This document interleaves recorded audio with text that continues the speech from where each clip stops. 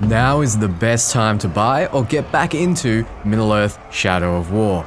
So it's rare to see developers continue to provide free updates to single-player games even after the game reaches the end of its life cycle. Monolith though have been servicing their game Middle-earth Shadow of War since September 2017, and during that time they've provided new DLC, but also an extraordinary amount of free updates. These aren't just balance changes, these are free updates that add significant content.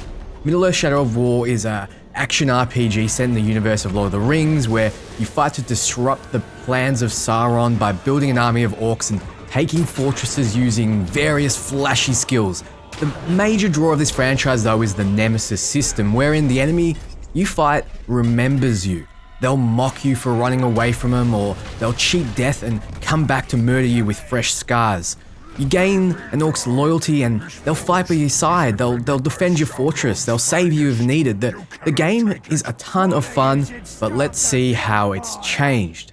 So when Shadow of War was released, it was met with mostly high praise from critics. There was, however, some mired controversy. It was one of the first single-player games to include loot boxes. Dun dun dun. Now, for anyone that actually played the game, they would attest to the fact you didn't really need to spend a cent to have maximum enjoyment from this title. As someone who streamed the game and went through quite a bit of resources to play with people watching, I mean lots and lots of orcs, thousands of them. I killed thousands and I never needed to spend a cent. Not once did I think, oh, I'm running low on orcs or items, I might dip my toes into buying some loot boxes. That never happened. With that being said though, the inclusion of said boxes led many to believe that the game should be passed over and ignored. You can see that with Metacritic scores, which absolutely destroyed the title, and unfortunately for Monolith, this meant less sales than I would have expected for such an incredible title. I'm happy to say though that loot boxes and the marketplace that contains them have been completely removed from the game. Gone. But coming July 17th is a truly massive free update for Shadow of War, one that works with the removal of the loot box system and provides extra content that will fix people's initial concerns and fix another issue that people had with the game, the end game Shadow Wars section, which had you fighting to defend all your fortresses from massive orc armies. I and many other Middle-earth veterans found it quite quick and easy because, well, we understood the mechanics of the game, but some found it tedious and repetitive. The grind, they said, and they wrongly attributed this to the inclusion of loot boxes, saying it was forcing them to buy those boxes in order to progress. With the July 17th update, Shadow Wars will be completely redesigned. It will be more streamlined, and it will have brand new narrative elements added to explain things that perhaps weren't explained before. This, alongside with the removal of loot boxes, will completely remove all criticism of the game post-release.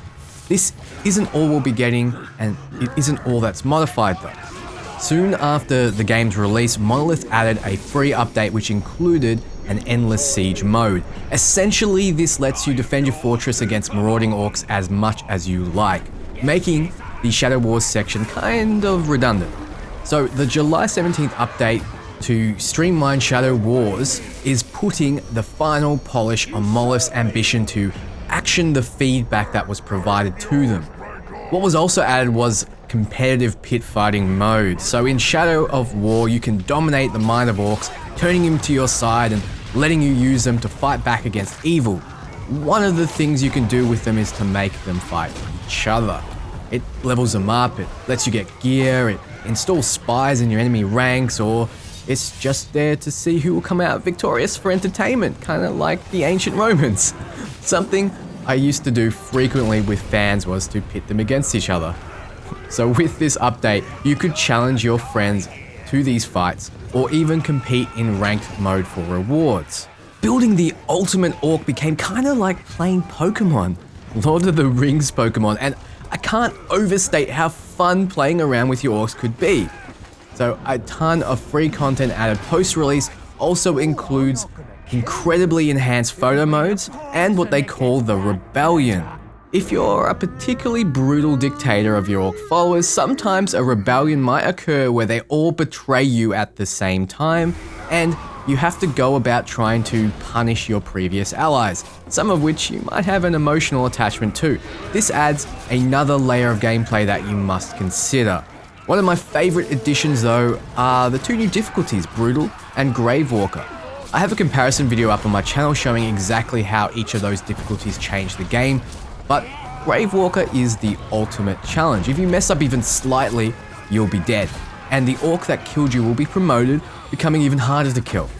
Brutal is different in that it makes enemies hit harder, but you also hit harder, becoming more of a risk-reward game and feeling more realistic, even though realism really isn't the name of the game here. Since those free updates dropped, there were a few paid DLCs as well. 2 added new tribes. New tribes basically give the completely random generated orcs new aesthetics, new titles, abilities, moves, and personalities. The Slaughterer tribe is about chopping up their victims and consuming them, and the Outlaw tribe is a very Mad Max feeling looking kind of set of orcs using scraps of armor cobbled together. Then there was the Blade of Galadriel DLC, which added a new story campaign wherein you play as an elf assassin. It's short, but adds a few interesting, unique orcs to the main game. The final DLC was the Desolation of Mordor, and it has you playing as a basic human in a rogue-like experience. If you die, you have to reset the run, but you get to keep any specific abilities you unlock, becoming easier and easier to complete. So, July 17th will also modify a few things which, in my opinion, will drastically change the game. Firstly, you'll have more legendary orcs spawning.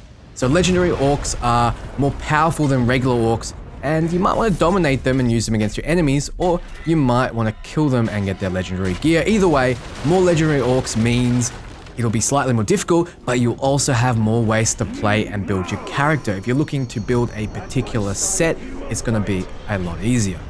Speaking of building a character though, there are new skills added to the skill tree.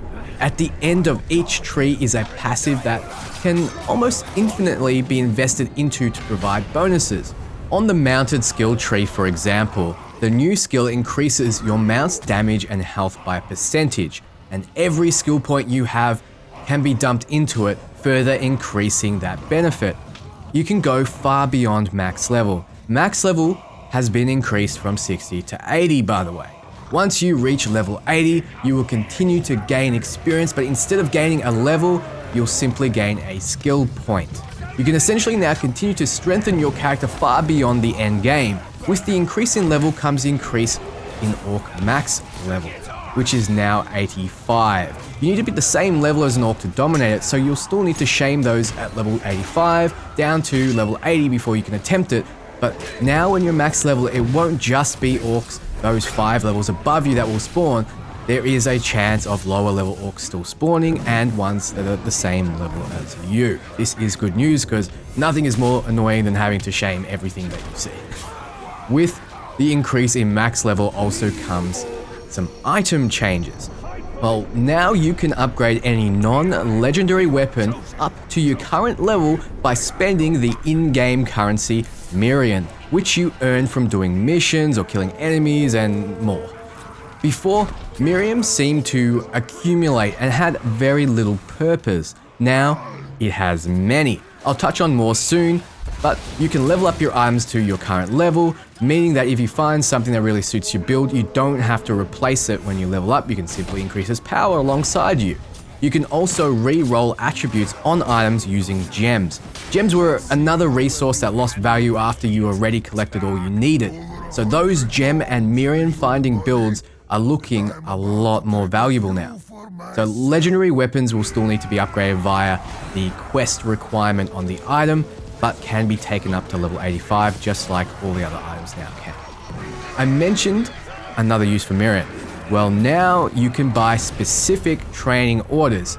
Say you want to give your orc a fire weapon, but you don't have the training order. You can now buy it with Miriam and you're good to go. Say you have an orc that you really like but it's common. You can buy a legendary training order and upgrade him to legendary status. You could also just slaughter him right after to get his sweet legendary loot piece that you might have been lacking. So this is one way of getting your full legendary sets.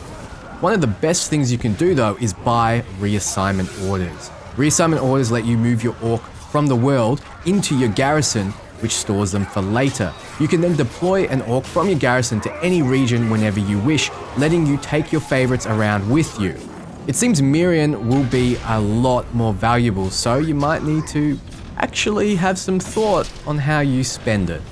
Now, the Nemesis system seems to be getting an overhaul as well. As you know, orcs have a chance of defying death and coming back with scars, or coming to save you at a moment you might be defeated. They remember you and your interactions with them. If you run, they'll mock you the next time they see you, and so on. This system is what makes the Middle-earth series for me and many others, and Monolith know this. They listen to our feedback and they seem to be fine-tuning it. There was talk of tuning shaming as well, but we have yet to see the details. There will be some rebalancing around orcs and beasts, orcs getting some new traits, none of which we know right now. They're keeping them secret, so don't ask. But beasts were a threat in Middle-earth Shadow of War and a potential ally. However, after about level 40, they became almost useless, serving to be an instantly killed bit of meat by almost all orcs and just being a minor annoyance to the player character. Now, they're going to be balanced to always feel as strong as they did when you were level 35 at all levels. This is a huge improvement and will hopefully make some of those Torvin builds we talked about useful, along with the ability to pump up beasts with a new skill and specific items around boosting beasts. I think it will finally be doable. A lot of people are going to be happy that there are new skins for players to use and some new items. 5 of the new items are Nazgul masks, turning the main character into a walking tower of intimidation. The one showed off gave the player the ability to summon in an elemental Graug, a more powerful version of a troll-like creature that can either spit poison fire, ice, or balefire. So when the game was released, you could compete against other players by taking on a clone of their fortress as quickly as you could. You'd get a score at the end along with a rank and some items, and you could see your stats against other players in the world. You obviously win prizes, and it's generally a fun time seeing what orcs other players use. With the July 17th update, you will now be able to dominate the orcs that you play against in ranked Fortress Siege, meaning that when the siege is over, you can grab clones of the orcs you just attacked. So if a player is using an orc you love, you'll be able to dominate it. Keep in mind that ranked Fortress Sieges, any orcs that you bring along that die will stay dead, so it's still a risk. This change though means that you can play almost entirely online if that's what you enjoy. And there are some few other balance changes here and there, like Nemesis missions giving more experience, meaning you aren't locked into doing sieges in order to level up fast. All of these changes coming together have drastically improved the game to the point where I think it would be a prime contender for the Game of the Year award 2018 if it was released now. Guys, with its reduced price and with all these free updates, now is the best time to pick up Middle-earth Shadow of War. Since November last year, I've given away over 20 copies of the game, and if I could afford to give away more, I would. So pick it up, play it, tell me what you think in the comments, and on my Discord, where you can talk to me directly. Monolith have directly answered the feedback we provided them with action, and that's a lot more than many developers do, and I think it should be commended.